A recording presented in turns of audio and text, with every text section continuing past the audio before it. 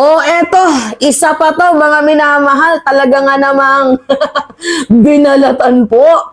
Binalatan ni Asidre, itong si Vice President Sara Duterte. Uy, ikaw Asidre, umayos-ayos ka. Bali-balita ko, sabi ni Digong, meron daw pong humigit kumulang 200 na mga kongresista ang kanyang ipapatumba pag nakabalik siya sa pwesto. Nako, Asidre, ingat-ingat ka dyan. Anyway, yan yung narinig kong balita kay Trillanes. Si Trillanes yung nagsabi sa amin yan. Alright, so ngayon, binanatan po, mga minamahal ni Asidre. Itong si Vice President Sara Duterte. And I think real talk to. Hindi to banat, real talk to eh. Kasi may basihan naman eh. Si Sara Duterte na din mismo, di ba, yung nagsabi na medyo maalat siya na dumalo sa impeachment trial na yan. Which is, nagtataka nga din ako. Kasi 'di ba, siya na din mismo yung nagsabi noon, November 'yon.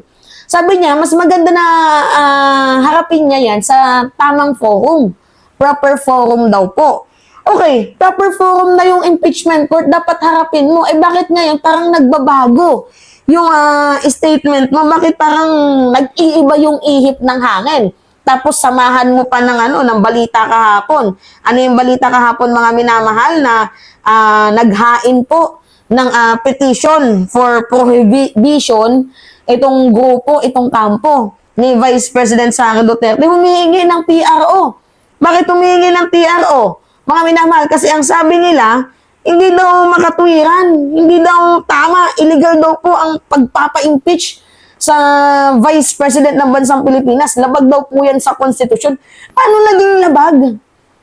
Sige nga, paano naging labag? Dinaan nga sa due process. Diba? So, nag-file sila ng petition for prohibition para harangin ang impeachment. Ibig sabihin talaga nun, natatakot, mga minamahal, si Vice President Sara Duterte, which is, yan na nga din yung sinabi ni Asidre. No, sabi ni Asidre dito, Asidre, takot ni Vice President Sara sa impeachment trial, di na maitatago. Talaga, di na mapipigilan din yung impeachment trial na yan. Kung kay Asidre, hindi na maitatago ang kaba ni Vice President Sara Duterte, ang impeachment naman, hindi na mapipigilan. Papalapit na ng papalapit yan. Lalo pat may abogado na nag-file ng petition for mandamus, na ang ibig sabihin nun, mga minamahal, ay simulan ng impeachment. Nagkaroon pa nga ng gulo itong si Pimentel at itong si Chis Escudero eh. Kasi 'di ba, ang sabi, kapag na-file na yung impeachment, dapat forthwith, without any delay or without any interval. Diba? So, medyo nag-aaway-away na sila dahil sa impeachment na yan. So, I think mukhang itong si Chis Escudero, abay, hindi lang natin sure kung baka out of pressure. Hindi natin alam kung nape-pressure itong si Chis. Diba? Ay, baka kinabukasan, diba? I-proceed na yung impeachment na yan. But anyway, mga minamahal, basahin natin. Sabi dito, the Vice President is clearly rattled. Ay, naku, rattled, mga minamahal, Grabe yung word na ginamit, The Vice President is clearly rattled. Her desperation is showing. Ay, naku. Kitang-kita na. Diba? Takot. And no amount of political maneuvering can hide it. Hindi mo na matatago. Nandyan halatang natatakot Kung hindi natatakot, bakit nag-file ang grupo mo ng petition for prohibition at humingi kayo ng temporary restraining order? Di ba si Sara Duterte na din mismo yung nagsabi noon? Ano yung sinabi ni Sara Duterte? Pakita nga natin sa inyo, mga minamahal. Sabi ni Inday, February 7 yan, Ano yung sabi ni Inday? Yan. Ano yung sabi? Mas masakit pa daw. Ano yung masakit? Maiwan ng boyfriend. Mas masakit pa daw maiwan siya ni Jan Amores. Charis.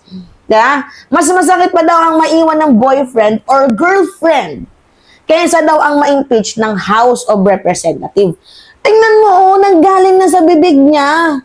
Mas masakit pa daw para sa kanyang damdamin, sa feelings niya, ang mabreakhan, maiwan ng jowa bells. Ibig sabihin, hindi sa kanya masakit yung ma-impeach. Hindi naman pala masakit Eh bakit naghain kayo ng TRO, humingi kayo ng temporary restraining order? 'Di ba? May dahilan ba para bigyan kayo ng Supreme Court ng TRO? Parang sa tingin ko wala eh. Wala namang mahihita kayong dahilan para bigyan ng TRO itong si Sara Duterte ang kanyang grupo. 'Di ba? Gusto nilang harangin ang impeachment. Ibig sabihin niyan, natatakot. Tama nga itong si Jude Asidre. 'Di ba? Oh, because she should be scared because the truth is closing in. Oh, big word to. Papalapit na ng papalapit ng katotohanan. And no amount of deception will save her from it. Diba? Kasi kapag nandyan ang mga minamahal sa impeachment court, itong si Sara Duterte, every article of impeachment, bubusisihin yan. Kunyari, dito sa issue ng pag-threat niya sa presidente. Kasi di ba hindi naman dumalo sa NBI itong si Sara Duterte. So hindi natin alam kung totoo nga bang may threat sa buhay niya.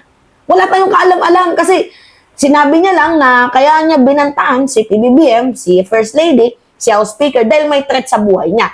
Nung pinapadalo siya doon sa National Bureau of Investigation kasi gusto nga tulungan ng gobyerno eh. Kung may threat sa buhay mo, sa amin ka lumapit, tulungan ka namin. Buuin mo, apakabobo, abogado ka, tama ba yung gagawin mo yun? On the national TV, aware ka na makikita ng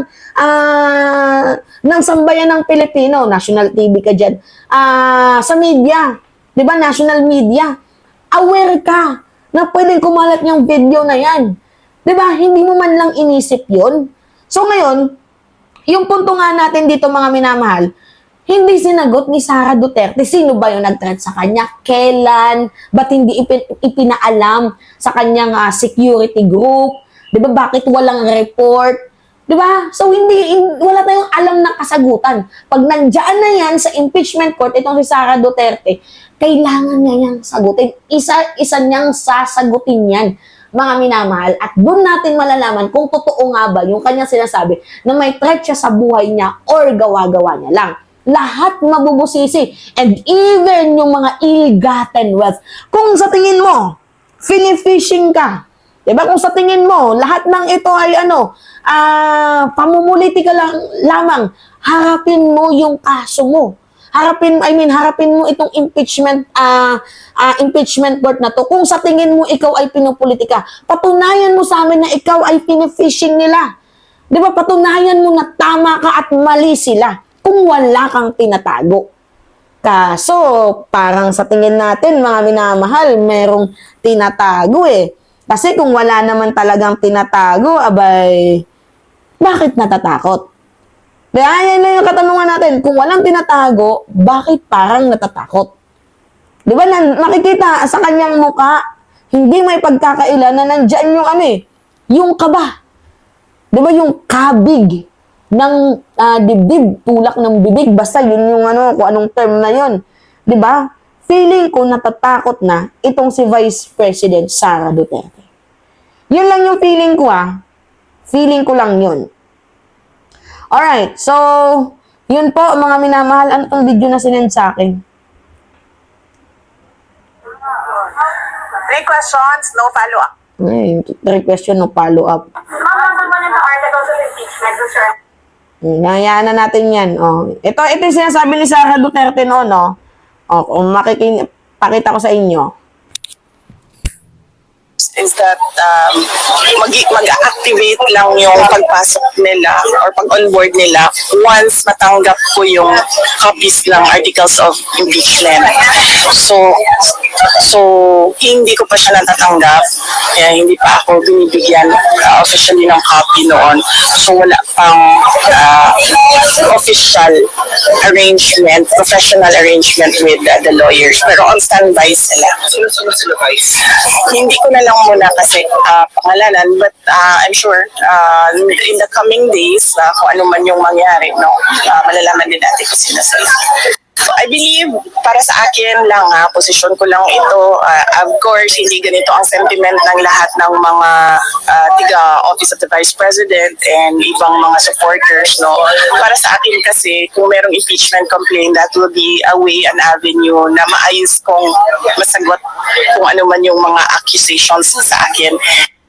Dahil meron kasing rules ang impeachment, no? So pwedeng sundan yon, and nalalatag ng maayos yung accusation tsaka yung sagot ng tao. Yan yung sinasabi ko sa inyo mga minamahal na nanggaling na mismo sa bibig ni Vice President Sara Duterte na proper forum. 'Di ba kung ma-impeach man siya, harapin niya sa impeachment court yung mga allegations sa kanya para nang nasasagot. Pero ang alat niya nga, mga minamahal, kasi tingnan nyo, Hindi raw iniisip ni VP Sara ang magbitiw sa pwesto.